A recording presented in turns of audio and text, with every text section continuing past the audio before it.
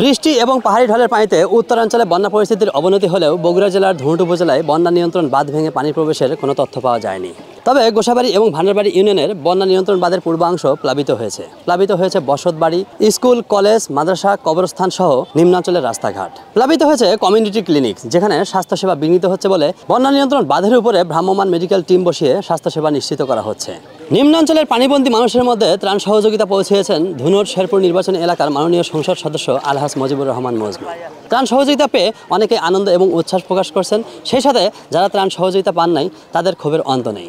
আসুন শুনি তাদের কাছ থেকে এই বিষয়ে বিস্তারিত। এই যে আপনারা ত্রাণের চাল নিয়ে আসলেন, এটা কে দিল আপনাদের? এমপি রে। এই যে 2টা প্যাকেট কার কার? দুইজনের। ও, আপনি দুজনে চাল নিয়ে আসছেন? আমি চাল পাচ্ছি আজকে। আচ্ছা, এর মধ্যে মেলা মানুষ বসে আছে, আর পাই নেই।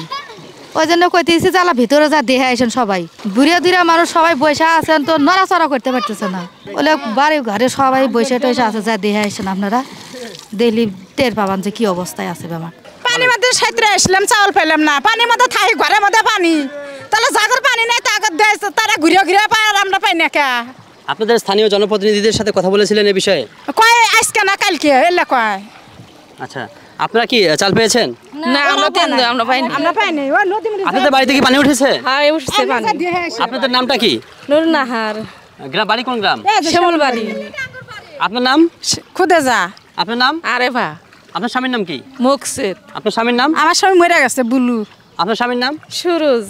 আপনাদের ঘরের ভিতরে পানি উঠেছে? জি, পানি উঠেছে। ওই দেখে ওই দেখে আসেন। এমপি দিছে আঙ্গের চাউল। আচ্ছা, এই যে মানে পানি এসেছে, আপনারা যে সরকারিভাবে চাল অনুদান পেলেন, এতে আপনাদের অনুভূতিটা কেমন? এখন কেমন লাগছে একটু বলবেন? ভালো লাগছে, শান্তি শিখবেছে। আমরা আজকে পাশে ভাত যাবো, খুব শান্তি।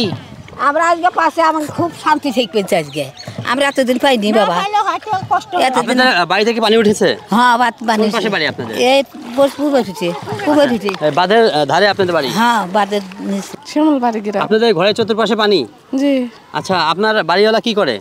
বাড়িওয়ালা নাই বাবা, মৃত্যু, বিপদা মানুষ। আচ্ছা, এই যে চাল পেলেন, এখন আপনার কেমন লাগছে? ভালো লাগছে। তুমি কি পানিতে আনন্দে গোসল করছো? হ্যাঁ, বলো। আচ্ছা, এই যে আপনারা সরকারিভাবে যে চাল পেলেন, এখন আপনাদের অনুভূতি কেমন? কেমন লাগছে বলেন? ভালো লাগছে। আচ্ছা, এই যে চালটা কে দিয়ে গেল? মজনু চেয়ারম্যানের বেলায়। শত কষ্ট এবং দুঃখের মাঝে এই সকল আমোদপ্রিয় বাঙালির চিরাচেনা ঐতিহ্যবাহী নৌকা বাইচের আয়োজন করতে যাচ্ছে অনেকেই।